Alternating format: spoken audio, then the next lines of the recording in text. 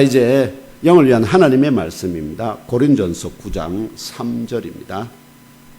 오늘은 한 절입니다. 원래 한번 전체를 다 9장 전체를 하려고 설교를 하려고 준비를 했는데 하니까 시간이 너무 많이 걸려서 그래서 좀 잘랐습니다. 아무튼 내용은 전체 구정 전체의 내용과 관련이 있는데 일단 3절만 오늘 읽겠습니다. 함께 읽겠습니다. 시작. 나를 비판하는 자들에게 변명할 것이 이것이니 아멘. 사도를 향한 비판과 사도의 변명이라는 제목으로 하나님의 말씀을 상고하겠습니다. 한번 따라해 주실래요? 사도를 향한 비판과 사도의 변명. 네, 사도 바울 사도가 대단한 분이지 않습니까? 그런데 그를 향한 교회 지체들 중에 그를 향해서 비판하는 자들이 많았습니다. 그래서 그것에 대해서 그 비판하는 내용에 따라서 변명을 하는 내용인데 그 중에 일부가 지금 여기 9장에 실려 있습니다. 다른데 또 다른 내용들이 또 실려 있습니다. 그래서 이제 그런 사도를 향한 비판과 사도의 변명이라는 제목으로 이 하나님의 말씀을 상고하겠습니다. 오늘은 2022년 7월에 넷째 주일이자 또 부활하신 주 예수 그리스도께서 승천하시기 전에 보내시겠다 약속하신 다른 보혜사 성령 하나님의 지상 강림을 기억하고 기념하는 성령 강림 후 7번째 맞는 주일입니다. 7번째. 예, 7번째. 무엇보다도 먼저 여러 우여곡절 가운데서도 오늘 여기까지 선하게 인도하여 주셨고 또 이후에도 아낌없이 복과 은혜와 사랑과 또 모든 필요한 것들을 부어주시며 영원한 생명으로까지 인도하여 주실 주 하나님께 감사경배 할렐루야로 그 이름을 송축하며 높여드립시다. 할렐루야. 아멘. 네, 그렇습니다. 2022년에도 세상에 더럽고 추한 것을 담던 쓰레기통과 같은 옛사람을 곧 묵은 누룩을 벗어버립시다. 그리스도의 초림과 함께 재림의 약속을 기억하고 기념하며 기다리는 중에 갓난 아기들 같이 늘 순전한 말씀의 젖을 사모합시다. 주께 합당하게 행하여 범사에 기쁘시게 합시다. 모든 선한 일에 열매 맺게 하시기를 간구합시다. 성삼일체 주 하나님과 그분의 뜻을 아는 것에 자라갑시다. 이처럼 하나님의 말씀을 담고 성령이 역사하는 신령한 전의 한 부분으로 또 황금그릇 같은 새 사람으로 속사람이 다시 태어나고 자라서 장성하기를 소망합시다. 주 하나님의 은혜와 부르심의 소명대로 그대로 행하며 살아갈 성령 충만의 은총과 능력과 또 각양 은사도 덧입어서 사람을 취하는 영의 업으로 행복하게 살아가시기를 축원합니다. 영의 어부가 되기 위한 훈련 중이라고 제가 늘 말씀드리고 있죠. 그 훈련이 지금 현재 일상에서 만나는 모든 과정이 다 훈련의 또는 전쟁의 전투의 과정이다 하는 걸 늘 인식하셔야 됩니다. 그래서 거기서 이기는 것이 곧 그 훈련을 대로 또 성취하는 그래서 그 다음 단계 더 높은 단계로 우리들을 이끌어 주신다는 사실을 잊지 마시기 바랍니다. 거기에서 지면은 계속 이길 때까지 그 상황에서 어떻게 해요? 올라가지를 못해. 멈췄어요. 계단을 이렇게 올라가야 되는데 그 계단에 계속 부딪히는 겁니다. 못 올라가고. 이 계단을 한 단계 올라갈수록 갈 때마다 뭐가 생기죠? 계급이, 영적인 계급이 달라지는 겁니다. 여러분들이. 영적인 계급이 달라져요. 오늘 본문을 포함한 9장은요. 헬라 원문의 쉼표, 마침표, 콜론, 세미콜론 같은 문장 부호와 그리고 그 내용을 참조하면 두 개의 키워드로 핵심 주제를 파악할 수 있습니다. 첫 번째 키워드는 사도를 향한 비판. 그죠? 사도를 향한 비판이 있다는 거고. 그 다음 두 번째 키워드는 사도의 변명입니다. 변명. 이상의 두 가지 키워드를 함께 상고하면서 왜냐하면 변명이 있으면은 비판이 있으면 그 비판에 대해서 변명하니까 이게 한 세트가 되겠죠. 그래서 그걸 이 이상의 두 가지 키워드를 함께 상고하면서 2022년에도 형제자매 여러분과 저를 택정하여서 하늘의 머리와 땅의 몸으로 이루어진 유일한 참교회의 지체로 또 사람을 취하는 영의 업으로 부르시고 속사람을 거듭나게 하셔서 영적 지능을 겸비하게 하시고 또 장성하게 하시는 주 하나님의 뜻과 작정과 부르심의 소망이 무엇인지 또 오늘 각자의 보고에 따라 새롭게 하달되는 명령이 무엇인지 분명하게 깨달아 아시는 은혜와 복과 지식과 지혜와 결의가 저와 형제 자매 여러분 각자 안에 충만하게 임하기를 기원합니다. 네. 먼저 첫 번째 핵심 키워드 사도를 향한 비판에 대하여 함께 상고해 보겠습니다. 비판하는으로 번역된 헬라어 동사 이게 뭐냐니까 아나크리노인데요. 이게 자세히 조사하다, 신문하다는 의미로서 영어로 하면은 좀 더 분명합니다. 영어로는 이그잼, 시험한다. 이그잼인 그 다음에 저치 하면 우리 보통 뭐 사사기 할 때 저치거든요. 재판 이겁니다. 그래서 이그잠이나 저치로 번역됩니다. 이 단어의 뿌리가 되는 헬라어 동사가 바로 크리노인데요. 조사하다, 구별하다는 의미로서 영어의 디슈팅기시로 번역됩니다. 앞에서 2장, 3장에서 계속 판단하지 말라는 말을 계속 이게 그때 단어가 바로 크리노입니다. 근데 크리노의 수준을 넘어서 판단하는 것의 수준을 넘어서 아주 자세하게 이 사람이 진짜 사도가 맞나, 이 사람이 하는 말이 맞나 하는 이걸 모두 다 어떻게 해요? 검사하는.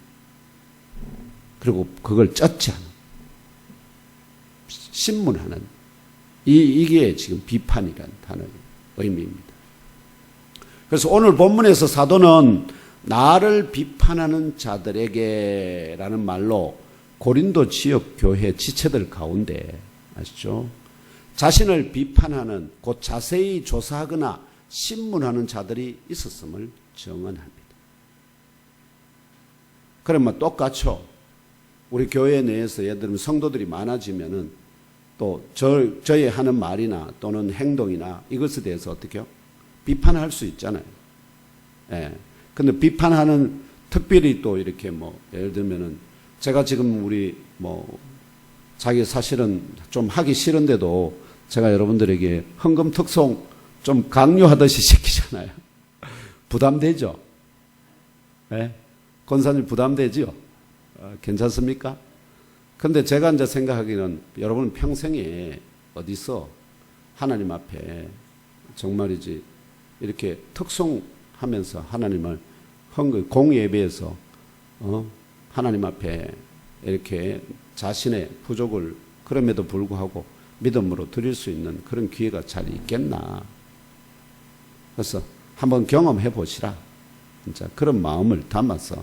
그리고 또 저는 하나님께서 분명히 우리들을 어린아이들이 할아버지나 할머니들 아기들이 막 나와서 놀이 그거 하고 할 때 잘해서 기뻐하고 즐거워합니까? 그건 아니잖아요. 그냥 어떻게든 해보려 하고 이런 노력하는 그거에 기특해서 칭찬하듯이 그런 마음으로 대하시면 서시면 아무런 그게 없습니다. 그러면 하나님께서 충분히 기뻐 받으시는 걸 믿으시기 바랍니다. 너무 잘하려고 하면은 부담이 됩니다. 너무 잘하려고 하면은.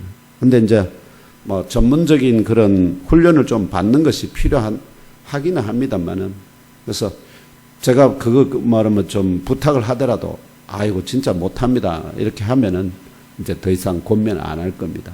아시겠죠? 아무튼 이렇게 이제 여러 가지 일들을 하다 보면 또 이렇게 비판을 받거나 또 그럴 수 있습니다. 근데 그거는 그렇게 심각한 문제는 아니잖아요. 근데 여기서 말하는 비판이라고 하는 것은 아주 심각한 문제입니다. 그래서 비판이 일어나는 경우를 한번 생각을 해봤습니다. 1세기 당시나 21세기 지금도 동일하게 누군가 다른 사람을 비판하는 사람은, 자, 잘 보시면 누군가를 비판한다 하면은 거기에는 뭔가 걸려 있는 게 있습니다. 명예가 걸려 있거나, 이윤이 걸려 있거나, 인기가 걸려 있거나, 정치 권력을 누가 더 많이 쥐느냐, 이런 것과 관련해서 어떤 독점적 지위를 유지하거나 더 큰 우위를 차지하기 위하여 대립하거나 대적하는 관계에 있을 가능성이 거의 100%입니다. 서로 좋은 나 안에서 비난할 일이 별로 없죠. 뭐가 뭐 서로 등을 돌리고 있는 사람들끼리 비판하는 것이 통상적이기 때문에. 그래서 가장 분명하고 확실한 실제 사례가 2022년 7월 현재 한국 정치권과 그 주변의 사람들입니다. 뉴스를 보면은 끊임없는 뭐가 상대를 향한 비판과 비난이 쏟아지고 있지 않습니까? 국내 정치인들과 그 주변의 사람들이 날마다 매일 다른 진영을 향하여 새로운 비판들을 쏟아내고 있습니다. 이 방송 보다가도 말도 안 되는 소리 하면 막 그냥 어떻게요? 채널 돌려보고 막 듣기 싫고 막 그래서 아예 TV를 안 본다든지 이런 상황이 발생하지 않습니다. 이런 비판들 가운데 일부는 사실에 근거하여서 현재까지의 잘못을 바로잡기 위해 필요한 것들도 있습니다만 완전히 왜곡된 진영 논리라고 그런다. 이런 걸. 진영. 우리 편은 무조건 선하고 상대편은 무조건 악한 이 진영 논리. 그런 왜곡된 진영 논리에 매몰된 채 말은 또 정치인들이 어떻습니까? 말은 또 기가 찹니다. 말은 또 기가 찹니다. 그래서 언어의 유희라고 그럽니다. 이런 언어의 유희를 통하여 반대 진영을 향한 무조건적인 비판을 이어가는 이런 사람들을 정치 몰입이라 합니다. 정치 몰입. 잘못된 건 잘못됐다고, 잘된 건 잘됐다. 이건 관계 없으면 없다. 이렇게 돼야 되는데 이건 뭐 다른 게 필요 없습니다. 무조건 상대방이 하는 일은 다 잘못됐다 말하는 그런 자들이 있습니다. 이건 정치 몰입입니다. 이와 유사하게 오늘 본문에서 사도가 증언하는 바 사도를 향한 비판, 곧 사도를 향한 자세한 조사나 신문이 필요하다고 주장하는 사람들이 이런 진영 논리로부터 나왔을 가능성이 매우 높습니다. 진영 논리에서 나왔다. 그렇다면 고린도 지역 교회를 개척하고 목양한 사도를 향하여 비판할 정도로 사도를 자신들과 대립하거나 대적하는 관계라고 인식했을 만한 고린도 지역 교회 내의 지체들은 누구일까요? 어떤 사람들이 이런 비판하는 부류에 속할까요? 이 물음에 대한 응답의 하나로 고린전서 1장 11절 12절을 찾아서 함께 읽으며 그 의미를 상고해 봅시다. 고린전서 1장입니다. 첫 장으로 돌아 11절 12절입니다. 함께 읽으며 그 의미를 상고해 봅시다. 시작. 내 형제들아 근로의 지편으로 너희에 대한 말이 내게 들리니 곧 너희 가운데 분쟁이 있다는 것이라. 내가 이것을 말하거니와 너희가 각각 이르되 나는 바울에게, 나는 아볼로에게, 나는 게바에게, 나는 그리스도에게 속한 자라 한다는 것이니. 아멘. 이게 힌트입니다. 이 본문이. 그러니까 처음부터 바울은 어떻게 해요? 자기를 향한 비난이 이 말들 속에 이 그룹들로부터 나온다는 것을 어떻게 해요? 분쟁이 있다는 소식과 함께 자기를 비판하는 소리가 그런 자들이 고린도 교회에 있다 하는 걸 인식하고 듣고 거기에 대해서 지금 이 편지를 쓰고 있다 하는 것입니다.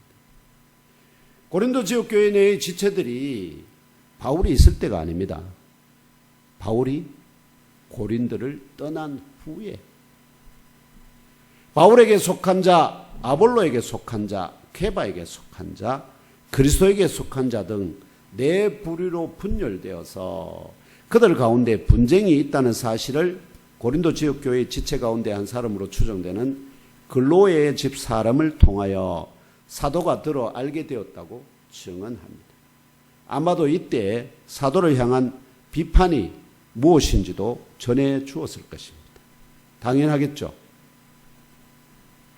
그렇다면 이들 서로 분열되어 분쟁하는 네 부류 가운데, 네 부류가 있지 않습니까? 네 부류 가운데 어떤 부류의 지체들이 사도를 비판할 가능성이 높을까요? 어떤 부류가? 네 부류가 있잖아요. 바울에게 속한 자, 게바에게, 아볼로에게 속한 자, 게바에게 속한 자, 그리스도에게 속한 자. 한 부류씩 헤아려 보겠습니다. 첫째, 바울에게 속한 자들은 고린도 지역교회 설립자 바울을 지지하며 추종하던 지체들이었기 때문에 사도를 비판했을 가능성은 거의 없습니다. 왜냐합니까? 자기 편이니까.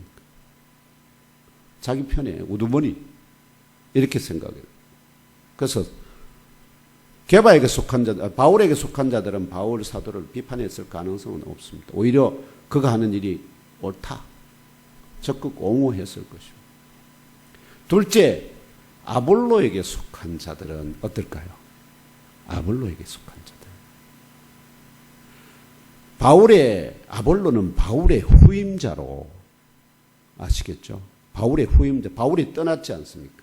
근데 그 후임자로 누가 왔느냐 하니까 아볼로가 왔어요. 아볼로가.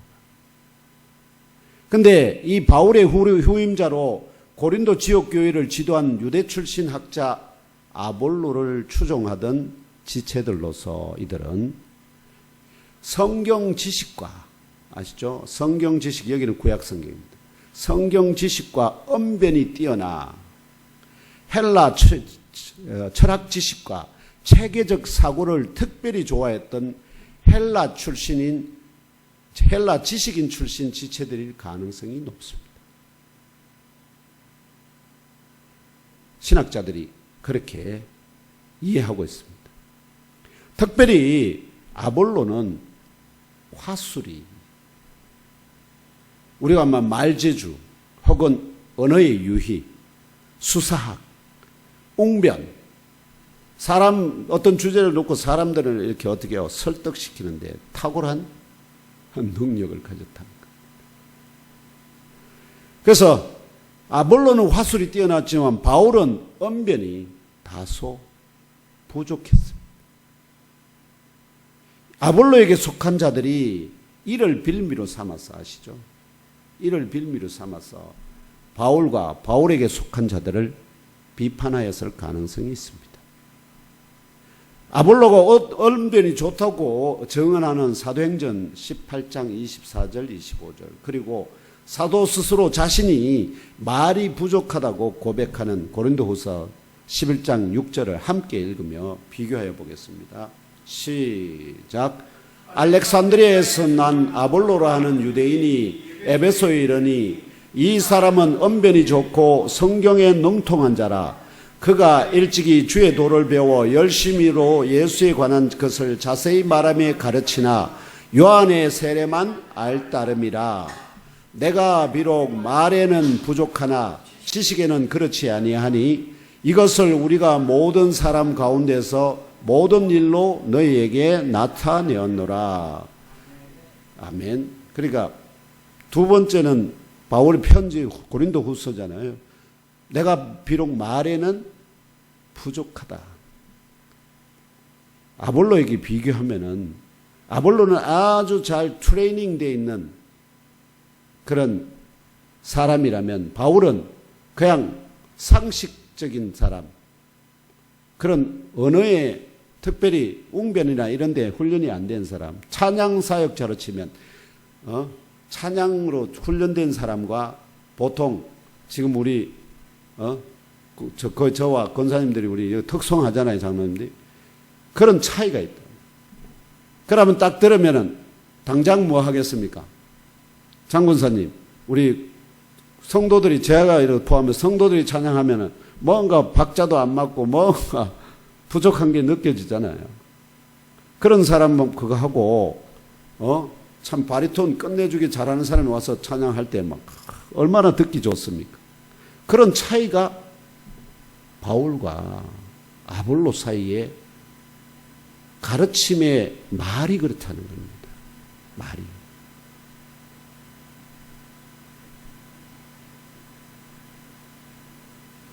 그래서 그렇다면 사도는 이렇게 아볼로에게 속한 자들이 지금 바울은 말이 시원찮다 이렇게 지금 비판하는 거잖아요. 그러면 이런 자신이 부재한 상태, 이것도 지금 자신이 거기 있을 때 아닙니다. 자신이 부재한 상태잖아요. 왜냐하니까 아볼로파가 생겼다는 것은 이미 아볼로에게서 뭘 받아서 후임 사역자로서 그들에게 가르침을 받아서 이미 그 가르침을 받은 무리들 중에 일부가 아볼로를 추종하는 자들이 생겼다는 것의 의미니까. 그러면 이미 거기서 아볼로도 떠났다는 의미입니다. 그래서 그렇다면 사도는 이렇게 아볼로에게 속한 자들이 자신이 부재한 상태에서, 자신이 부재하잖아요. 지금 고린도에. 부재한 상태에서 자신을 향해 언변이 부족하다 비판하는 것에 대하여 사도의 변명은 무엇일까요? 뭐라고 변명했을까요? 이것이 두 번째 키워드 사도의 변명입니다. 변명할 것으로 번역된 오늘 본문이죠. 변명할 것으로 번역된 헬라어 명사입니다. 아폴로기아는 변론 또는 말로 방어하는 것 아시죠? 장로님도 이제 예를 들면은 어떤 법정에 가면은 어떻게 해야 됩니까? 뭐 원고가 되든지 피고가 되거나 하면은 어떻게 해요? 자기 그거에 대해서 방어를 해야 되잖아요. 뭐 저 검사나 변호사가 물으면 그건 그렇다 아니다 이렇게 방어를 해야 되잖아요. 이 말이 바로 헬라어로 아폴로기아입니다. 말로 방어하는 것. 영어로는 디펜스라 합니다. 디펜스. 우리는 오펜스가 있고 디펜스가 있잖아요. 공격과 방어. 운동에서도 공격과 방어라는 말을 쓰는데 법정에서 디펜스는 변론입니다. 변명입니다.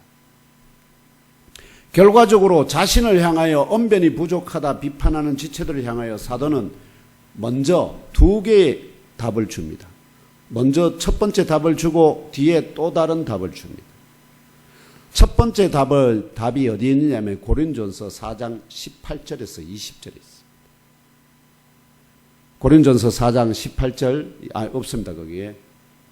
고린전서 4장 18절, 20절 찾겠습니다. 4장 찾으세요. 고린도전서 4장 18절에서 20절입니다. 찾아서 함께 읽으며 알아봅시다. 4장 18절에서 20절 시작. 어떤 이들은 내가 너희들에게 나아가지 아니할 것 같이 스스로 교만하여 졌으나 주께서 허락하시면 내가 너희에게 속히 나아가서 교만한 자들의 말이 아니라 오직 그 능력을 알아보겠으니 하나님 나라는 말에 있지 아니하고 오직 능력에 있습니다. 아멘. 여기 잘 보시면 여기 교만한 자들의 말 아시겠죠? 이 교만한 자들의 말이 바로 뭐냐니까 사도에 대한 비판의 말입니다. 그리고 그래서 사도의 그거는 뭐냐? 하나님 나라는 말 잘하는 것에 있지 않다. 어느 언변에 능통한 것이 하나님 나라는 그 언변에 능통한 것이 있는 것이 아니라 어떻게 해요? 하나님의 나라는 이 땅에 하나님 나라가 심겨질 때는 능력으로 말로 설득에 어떤 설득에서 너 나를 따라오라 이렇게 해서 아니라 어떻게 해요? 능력으로 죽어서 살아난 걸 보여줌으로 해서 어떻게 됩니까? 그게 하나님 나라의 어떻게 해요? 확실한 증거지. 그리스도가 예수가 그리스도고 어쩌고 온갖 신학적인 논리 아무리 갖다 대도 그거는 뭐죠? 부차적인. 진짜 중요한 거는 그리스도가 진정으로 누구라는 거죠? 하나님이시다. 하나님의 아들이시다 하는 것이 중요한 것입니다. 이 첫 번째 번명을 써보낸 후에 바울이 이제 에베소를 떠납니다. 그러고 난 다음에 고린도 교회를 방문하기 전인지 방문한 후인지는 알 수 없으나 마게도니아에 머물던 중에 지도 한번 보여주실래요? 여기 보면은 고린도 후서는 어디에 쓰죠? 여기 마게도니아인데 이제 에베소를 떠나서 그걸로 올라가서 마게도니아로 건너가거든요. 이쪽으로요. 이쪽으로 올라가서 이렇게 왔는데 여기 마게도니아의 어떤 도시에 머물면서 뭘 했냐 하니까 고린도에 두 번째 편지를 보내게 됩니다. 이게 고린도 후서입니다. 근데 고린도를 그거 할 때 왜냐니까 이게 처음에 방문했다가 나중에 여기서 이렇게 왔으면은 갈 때였다는 것은 확실한데 이게 그 살해의 위험이 있어가지고 여기 갔다가 다시 이 길을 도로 돌아오거든요. 그렇기 때문에 갈 때였는지, 그러니까 그 고린도 교회를 방문하기 전인지, 방문하고 나서 떠나는 중이었는지, 그걸 확실하게 이해하기는 조금 어렵다 하는 겁니다. 그래서 아무튼 마게도니아에서 두 번째 편지를 썼는데 그것이 바로 고린도 후서입니다. 그래서 이 2차로 고린도 교회에 다시 써보낸 고린도 후서 11장 6절에서 아까 뭐라고 그랬습니까? 사도 스스로 자신이 말이 부족하다. 그것을 인정하면서도 뭐라고 합니까? 말에는 부족하나 지식에는 그렇지 아니하다. 변명하고 있음을, 그게 변명입니다. 반명하고 있습니다. 이렇게 1세기 당시에 사도를 비판하는 지체들에게 변명하는 과정을 통하여 21세기 지금 복음 전도자나 교회를 개척하거나 위임받아 섬기는 사역자들을 향하여 여기에 문제가 발생하죠. 뭐라고 합니까? 언변이 시원하지 못하다. 그래서 우리 목회자로 모실 수는 없다. 내지는 말이 부족하다. 우리 귀에 속속 안 들어온다. 설득력이 부족하다. 그래서 말이 귀에 속속속 잘 들어오는 목회자를 청빙을 하는데 거의 대부분 뭐하죠? 실패하죠. 왜냐니까 설교 그 말에 집중하기 때문이죠. 이렇게 비판하는 각 지역의 지체들에게 주 하나님께서는 하나님의 나라는 말에 있지 아니하고 오직 능력에 있다는 진리를 깨닫게 하시고요. 또한 성경에 정통하고 언변이 좋다는 것으로 대단한 해외 신학교에서 박사학위 받아가 엄청난 그런 제목으로 막 상까지 받아서 한국 교단에 들어와서 서울의 큰 교회에 목회를 하게 되는데, 그래서 설교하는 중에 무슨 말입니까? 워낙 자기 지식이 뛰어나니까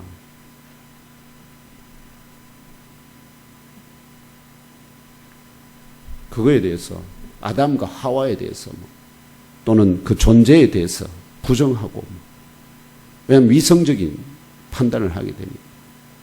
그렇게 해서 막 교회가 난리가 나고 나중에 결국은 쫓겨나요. 그런 일들이 벌어져서 교회가 왜냐하면 뭐를 보고 했습니까?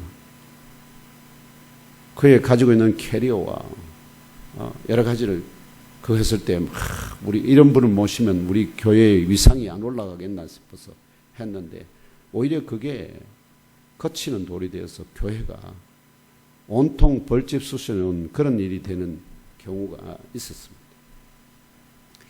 그래서 성경에 정통하고 언변이 좋다는 것보다 오히려 영적 지식과 지혜 그리고 사명을 받았는지 여부가 사명을 받았는지 여부가 복음 전도와 목회 사역에 더 중요한 자질이 된다는 사실을 깨닫게 하심을 항상 기억하시기 바랍니다. 신학교에서 가르치는 데는 이렇고 저렇고 자유주의 신학도 가르치고 다 받아들이는 사람들의 문제인데, 그러나 목회는 복음 전도와 목회는 다르죠. 그거는 전쟁터잖아요. 신학교는 뭐죠? 그런 군인들을 길러내는 훈련소이기 때문에 전쟁터가 아니에요. 그거는 죽지 않아요. 잘못된 그걸 하더라도. 그러나 전쟁터에서는 어떻게 해요? 생명이 왔다 갔다 하기 때문에. 목회 사역은 전쟁터라고 생각하시면 딱 맞습니다. 그래서 목회자 청빙 과정에서 이제 기준으로 삼아야 할 자질이 무엇인지 이렇게 분별하게 하십니다. 말에 미혹당하면 안 됩니다. 그 사람이 진짜 가지고 있는 자질이 무엇인가 하는 것을 잘 이렇게 판단할 수 있는 그런 예몸교회 성도들 되시기를 주님의 이름으로 축원합니다. 나중에 예몸교회가 부흥돼서 저를 이어서 또 다른 사역자가 올 때 여러분들이 예를 들면 어떤 성도, 어떤 목회자를 선출할 것이 청빙할 것이냐 할 때 말에 너무 내 귀에 설교에 성도들 대부분 장로님 여러 번 그러셨죠.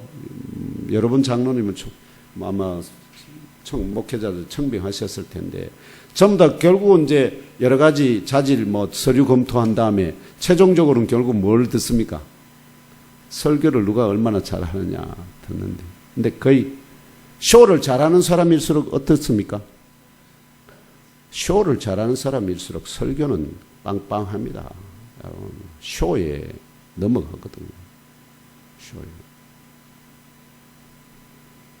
그래서 쇼를 하는 사람도 있고 쇼가 아니라 그가 전하는 말에 또는 그 설교의 깊이, 높이, 넓이 이런 것에다가 초점을 맞춰야 되는데 그냥 성도들은 투표할 때 결국은 자기한테 속속에 이렇게 잘 들려주는 분들에게 호감을 가지게 되니까 그러다 보면은 실수할 때가 많이 나옵니다.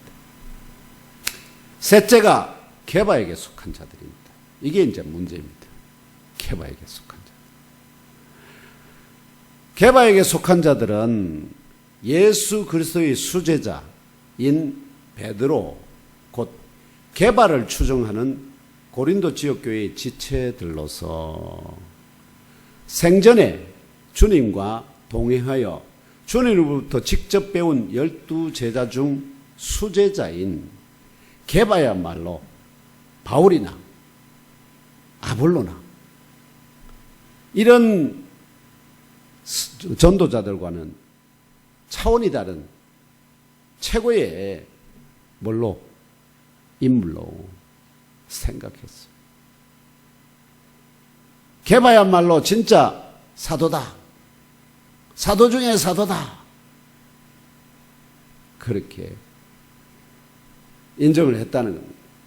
아마도 이런 사람들이 게바를 알고 그를 따를 수 있는 사람들은 누굴까요? 어떤 부류의 사람들일까?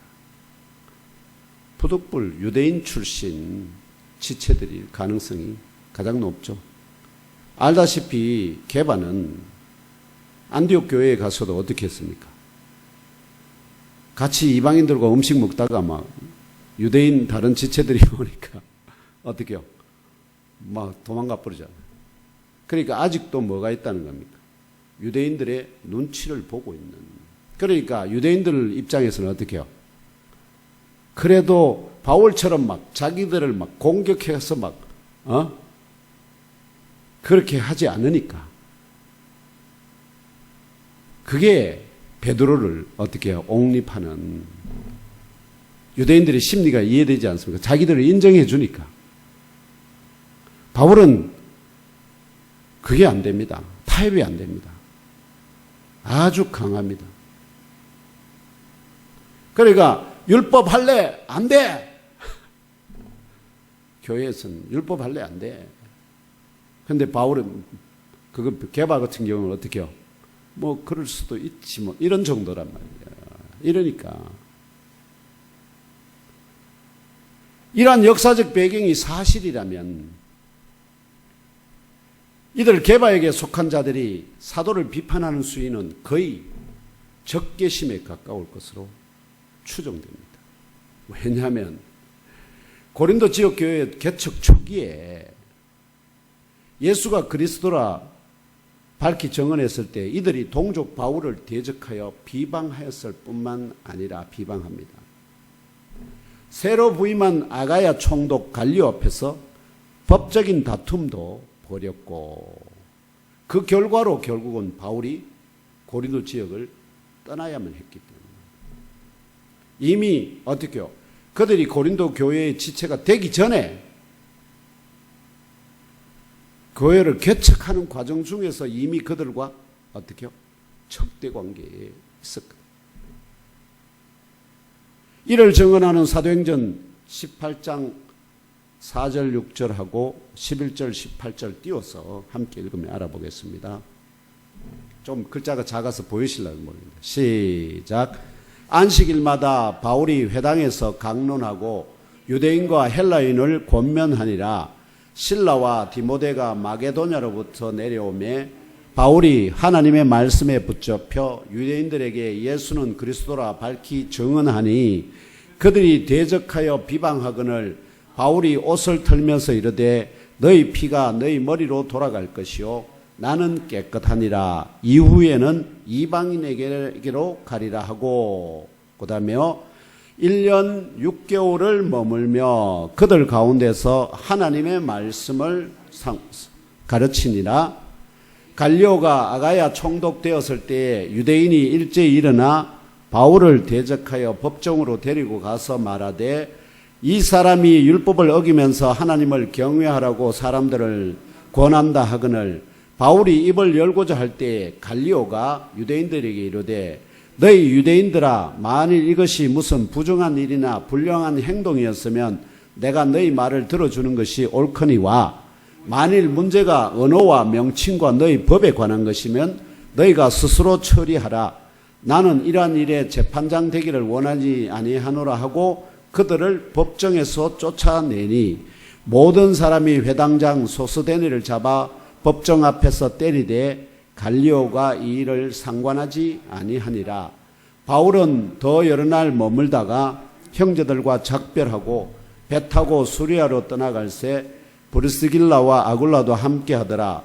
바울이 일찍이 서원이 있었으므로 갱그리아에서 머리를 깎았더라. 아멘. 이게 고린도 교회에 처음에 들어갔을 때 개척 초기 그리고 결국은 왜 바울이 고린도 교회를 1년 반 후에 떠날 수밖에 없었는가 하는 그 과정을 보여주는 것입니다. 이 본문에 등장하는 신임 아가야 총독 갈리오 있지 않습니까?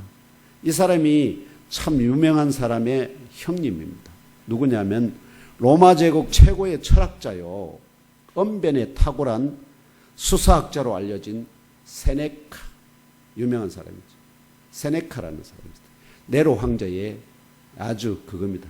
네로 황제의 어떤 신임을 얻었는데 나중에 결국은 네로 황제가 자결해 이렇게 하죠. 세네카. 자결해. 아무튼 그런 세네카의 형으로 알려져 있습니다. 이 갈리오가. 이후에 곧 바울이 고린도 교회를 떠난 이후입니다. 이후에 바울이 고린도 교회를 떠난 후에 만일 이들 유대인들 중에 일부가 고린도 지역 교회의 지체가 되었고 게바에게 속한 자들이 되었다면 이들이 바울을 향하여 비판거리로 삼을 만한 것이 바로 사도권일 가능성이 높습니다.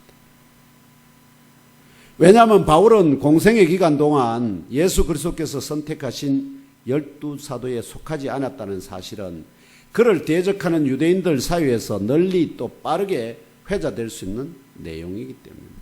다 안다는 거죠. 왜냐하면 유대인들이 매년 1년에 2번, 3번씩 방문하거든요. 가면은 바울에 대한 얘기하면 바울은 원래 12사도에 안 속하는 거야. 그러면 근데 뭔데 그가 사도냐? 왜 사도라고 하느냐? 이제 이런 얘기가 생기잖아요. 바울은 십자가를 지시고 죽으셨다. 부활하신 예수 그리스도를 지상에 계실 때 만난 것이 아니라 부활을 성천하시고 오순절 성령 강림하심과 예루살렘 교회가 세워지고 복음이 유대인들 사이에 막 확장되어 가던 중에, 그것도 교회를 박해하던 중에 다메섹 도상에서 하늘에서 내리쬐는 태양보다 더 밝은 빛 가운데 만났고, 이후에 갑자기 회심하여 복음 전도자로 특별한 가르침을 받고 사도로 세우심을 받았기 때문에 이를 목격한 증인들조차 거의 없었어요. 바울의 동역자 누가가 이 부분들에 대하여 사도행전에서 자세히 증언하고 있음을 발견할 수 있습니다. 그러니까 그때까지 사도의 이 바울에 대한 행전이 기록되지 않았다면 어떻게 해요? 누가 바울이 과연 그리스도로부터 사도로 임명을 받았다는 것을 누가 알겠습니까? 이런 말로 변명할 수 없는 이런 문제들에 부딪혔을 때 어떻게 이 문제를 변명할 수 있을까요? 제게 장로님이 물어보세요. 아니, 목사님, 당신은 정말 사명을 받았습니까? 이렇게. 사명을 받아서 목회합니까? 아니면 그냥 먹고 살려고 목회합니까? 이렇게 하면은 제가 무슨 말을 한들 그게 증거가 뭐가 있겠습니까? 뭘 변명하겠습니까? 제가 뭐 하나님께서 저기 너 그래 살면 죽는다 해서 이제 부르셨다는, 아시죠? 그런 거예요. 근데 그거는 믿을 수도 있고 믿지 않을 수도 있는 문제입니다. 아무튼 그런 문제들이 발생했습니다. 그래서 사도권에 대해서 당신이 진짜 그리스도로 주님으로부터 하늘의 하나님으로부터 사도로, 이게 사도라는 게 사신입니다. 사신. 왕이 어느 나라에 사절을 보내는 것이거든요. 그러면 사절을 보낼 때는 보통 뭐가 있습니까? 서신을 그 왕이 자기 그걸 써서 거기다 뭘 찍어줍니까? 왕의 인장 반지를 팍 찍어주잖아요. 근데 그리스도께서 바울에게 뭐 써서 너 나의 사도야 하고 나의 사신이 하고 써줬을까요? 베드로에게는 써줬을까요? 근데 그들은 어떻게 해요? 공적으로 너무나 이미 3년 동안 같이 동고동락 하는 걸 다 봤기 때문에 아마 그들이 그 공생애 동안 그들을 봤던 사람은 다 인정할 거예요. 그런데 바울은 전혀 다르거든. 아무튼 바울 자신의 사도권을 향한 고린도 교회 지체들의 비판, 곧 자세한 조사나 신문에 대해 사도는 고린도전서 9장 전체에서, 아시겠죠? 고린도전서 9장 전체에서 3단계로 나누어 변명합니다. 3단계. 첫째는 1, 2절에 자기 자신의 정체성과 사도됨을 정언하는 도장이 무엇인지를 말로 방언합니다. 여기 도장이 나옵니다. 내가 직인 받으겠는데 그 직인이 뭔지 설명합니다. 도장이 뭔지. 그게 1, 2절에 나오고요. 그 다음에 둘째는 4절로 23절에 나옵니다. 사도의 권리와 의무. 그런데 사도의 권리가 내 이렇게 많은 권리를 가지고 있지만 그러나 내 권리 하나도 안 쓴다. 왜? 복음 전해지는 것이 혹시라도 장애가 될까 싶었어. 나 그 권리 하나도 안 쓴다. 그게 내가 앞으로 하늘에서 받을 상이다. 이렇게 증언합니다. 그리고 셋째 24절로 27절입니다. 바로 사도의 권리와 의무에 대한 변명 후에 사도로서 마지막 또 영적 권면을 합니다. 뭐를 빗대어서? 고린도 지역에는 그거마다 다른데 주석하는 그거마다 2년에 한 번 혹은 3년에 한 번 이스미안 제전이라는 게 열렸습니다. 즉 올림픽 경기와 비슷한데요. 올림픽 경기는 올림포스 산을 중심으로 해서 4년에 한 번씩 열렸는데 이 이스미안 경기는 2년 내지 3년마다 한 번씩 열렸던 것 같습니다.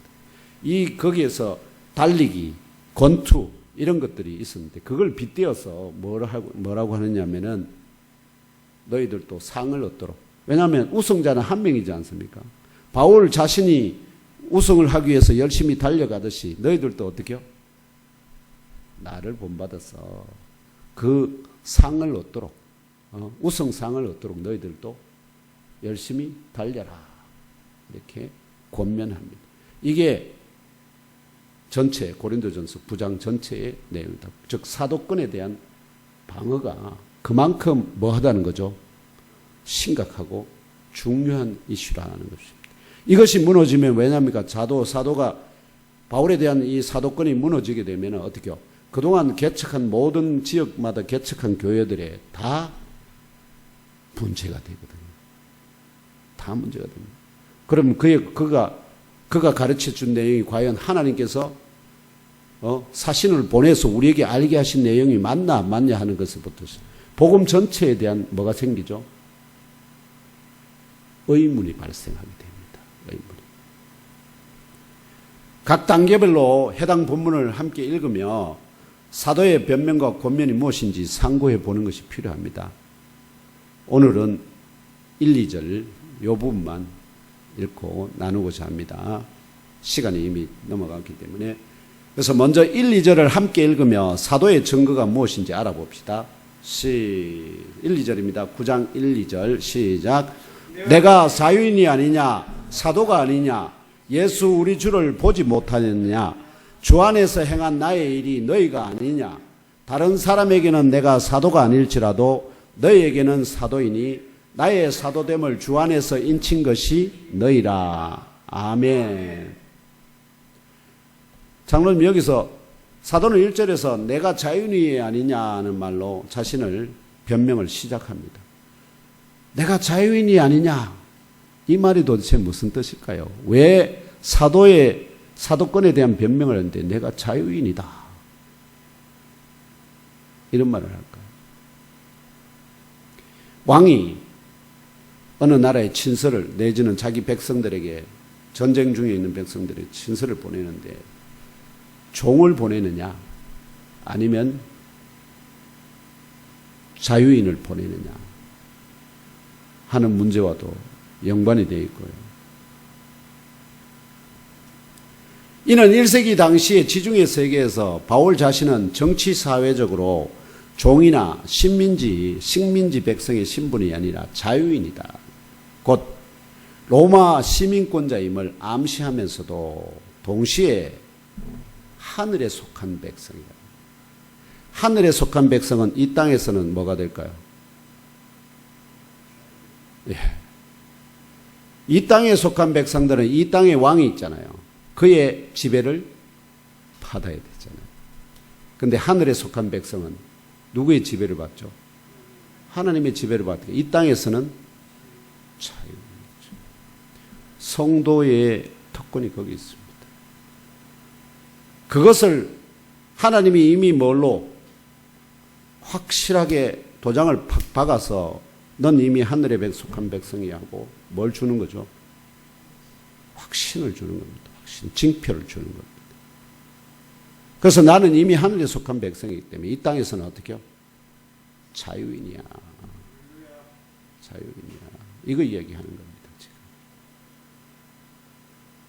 그 자유인에게 뭐를 준다는 거죠? 하늘에 속한 백성에게 하늘의 왕이 사신을 보내는데 이 땅에 속한 인간을 보내겠습니까? 하늘에 속한 자기의 백성을 보내겠습니까? 군사를 보내겠습니까?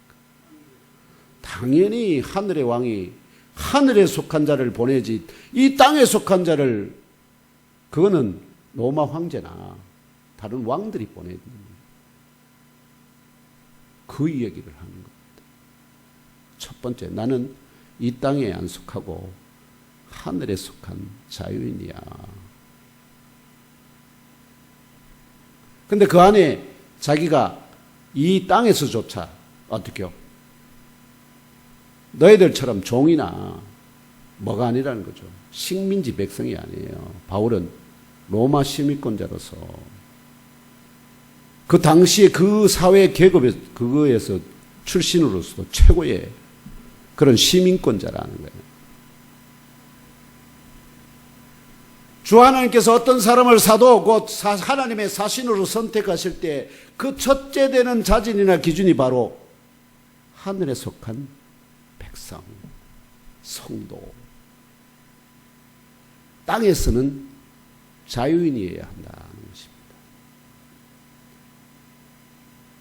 여러분들은 하늘에 속한 백성인데 이 땅에서 자유합니까?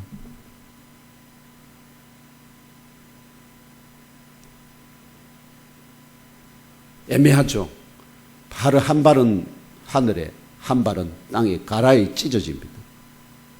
그래서 하면 언젠가는 찢어집니다. 이어서 이처럼 첫째 조건을 만족하는 자유인인 바울 자신을 주 하나님께서 사도로 선택하셨다. 선포합니다. 또한 사도로 선택되고 훈련되고 파송되는 과정에서 하늘에 우리 주님을 만나 뵈었다. 선포합니다. 사실이죠. 우리는 다 알고 있으니까. 이렇게 하늘에 우리 주님으로부터 사도로 택함과 파송받아 행한 일이 뭘까요? 주님께서 바울을 사도로 사신으로 세워서 이 땅에 파송하신 이유와 목적이 무엇입니까? 바로 고린도 지역에 하나님의 백성들을 어떻게 모아서 하나님께 올려드리는 거잖아요. 그게 고린도 교회예요.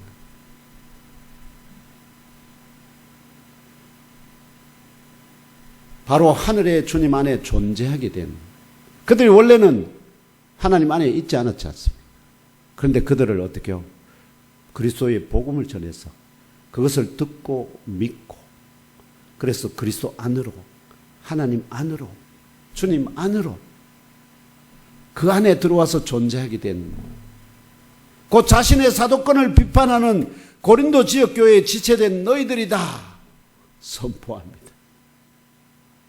너희들을 위해서 내가 존재하는데 너희들이 지금 나를 비판하고 있다. 당신을 누가 보냈냐 하고 비판한다는 겁니다. 그래서 이어지는 2절에서 바울은 만일 다른 사람에게는 내가 사도가 아니다면, 그럼에도 불구하고 내가 적어도 너희들에게는 사도이다. 고린도 지역교회 지체. 왜냐하면 나의 사도의 인침, 나의 사도라는 도장을 팍 찍은 것이 주님 안에 존재하게 된 너희들이기 때문이다. 자신을 비난하는 그 지체들이 바로 뭐죠? 내가 사도라는 것을 인치는 도장이야. 주님의 도장이야. 이렇게 지금 증언하고 변명하고 있는 것입니다.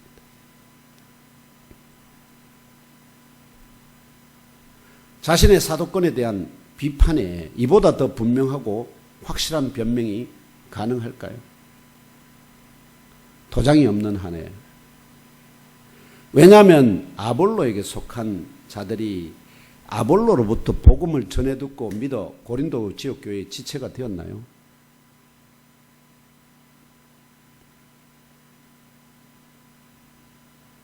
또 게바에게 속한 자들이 게바로부터 복음을 전해 듣고 믿어 고린도 교회, 지역교회의 지체가 되었나요?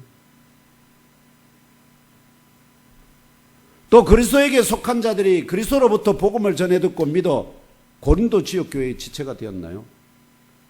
그런 분들은 대부분 예루살렘 교회의 지체들이 되었습니다. 예루살렘 교회 지체들. 아닙니다. 최소한 고린도 지역교회의 첫 지체된 자들은 바울을 통해서 복음을 전해 듣고 믿어서 고린도 교회에 지체된 자들은 모두 사도 바울과 그의 동역자들로부터 복음을 전해 듣고 믿었기 때문입니다. 그러니까 그들이 뭐냐는 거죠. 내가 전해서 복음을 전해서 주님을 믿고 주님 안으로 들어온 자들은 다 내가 보냄을 받은 자라는 뭐라는 거죠? 그게 도장이야. 직인이에요.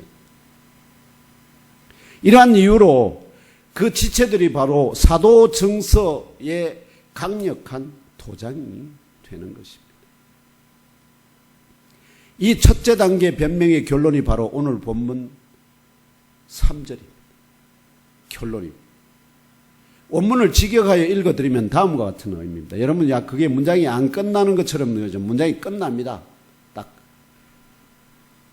나를 비판하는 자들에게 나의 변명이 이것이다. 이렇게 되어 있는데, 여기에서 보면 이것이 뭐냐면은, 나를 비판하는 자들에게 나의 변명이 곧 나의 사도의 인침이 주님 안에 존재하게 하는 너희들이다 하는 것이다. 이런 뜻입니다. 이해됩니까? 나를 비판한 자는 너에게 줄 변명이 바로 너희들이 주님 안에서 존재하고 있다는 그게 바로 나의 변명이다. 이런 뜻입니다. 아무것도 없지만 만약에 고린도 지역에서 아무도 얻지 못했다면 바울은 그곳에 보냄을 받은 자가 아닙니다. 그렇죠? 사도가 아닙니다. 사도는 보냄을 받은 자. 반드시 주님 하나님께서 보냄을 받았으면 그곳에서 뭐를 역사를 일으키도록 전지전능하신 하나님께서 이미 모든 걸 계획하고 작정해서 거기를 보내지, 아무것도 없는 일도 아무것도 일어나지 않는 곳에다가 자기의 사신을 보내느냐고요. 아니라는 거죠. 둘째 단계와 셋째 단계의 변명과 권면에 해당하는 4절로 27절은 다음 주일에 그 의미를 상고해 보겠습니다. 마지막 넷째, 이제 한 부류가 남았죠. 그리스도에게 속한 자들은 주 예수 그리스도를, 신학자들 중에 이렇게 얘기합니다. 신학자들 중에는 주 예수 그리스도를 눈으로 직접 보고 가까이서 그분의 가르침이나 교훈을 직접 들은 지체들, 또는 오병이의 기적 등을 멀리서 체험했던 지체들, 혹은 그리스도의 부활을 목격했던 지체들 등 그리스도의 공생의 기간 중 그리스도와 직간접으로 관계를 맺었던 사람일 가능성이 높다고 판단합니다. 이들 그리스도에 속한 지체들은 사도 바울이 고린도를 떠난 이후에 이들도 고린도 지역으로 이주했거나 아니면 사업차, 이것이 왜냐하면 상업이 굉장히 발달한 곳입니다. 고린도.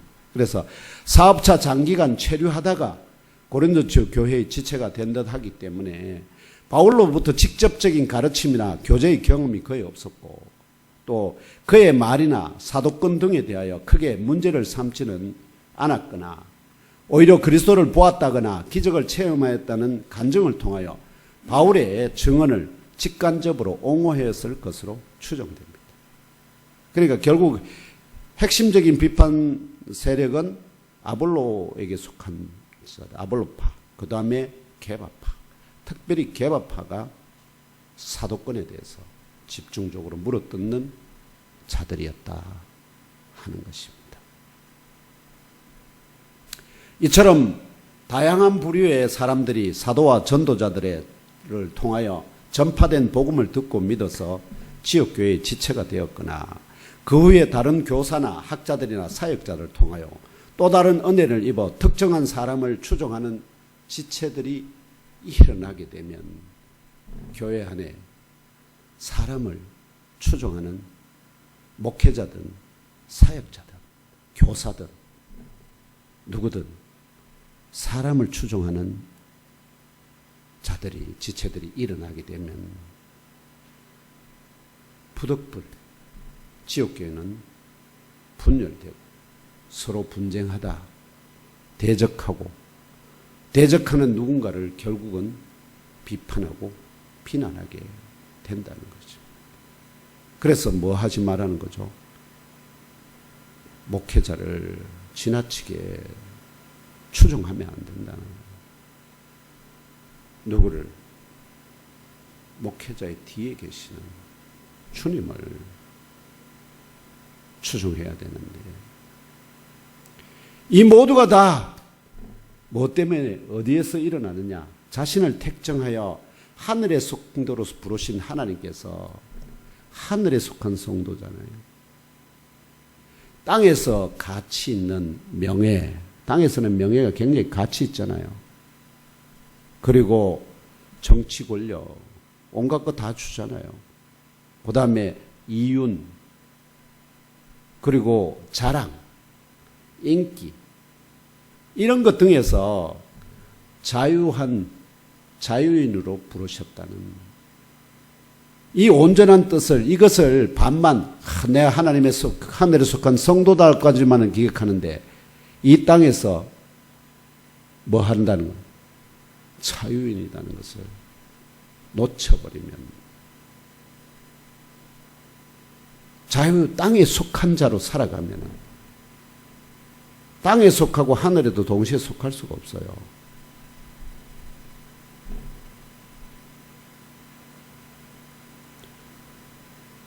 바로 자유인으로, 이 땅에서는 자유인으로 부르셨다는 온전한 뜻을 깨달아 알지 못하는 영적 무지와 교만에서 비롯된다는 사실을 저와 영명무교 형제자매 여러분들은 분명하고 확실하게 깨달아 아시고 마음에 새기시기를 축복합니다.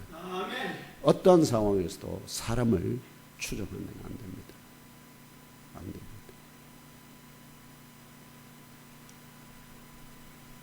그래서 바울이 처음 읽은 11절 그에서 교만한 자들의 말이라는 말이 거기 나옵니다. 반만 알고 성도로 부르셨다는, 하늘의 성도로 부르셨다는 것은 아는데 이 땅에서 자유자라고 불렀다는 것을 모르는 영적 무지와 교만에서 그런 비판을 하게 된다는 것입니다. 이제 말씀을 맺고자 합니다.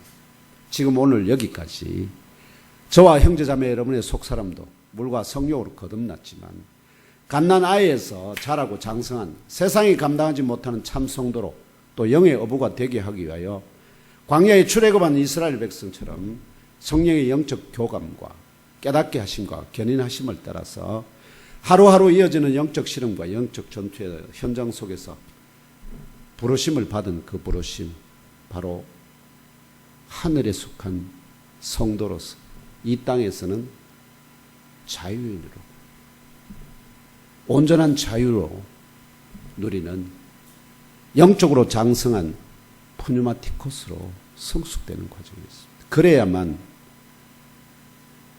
진짜 하늘에 속한 자가 안 되겠습니까?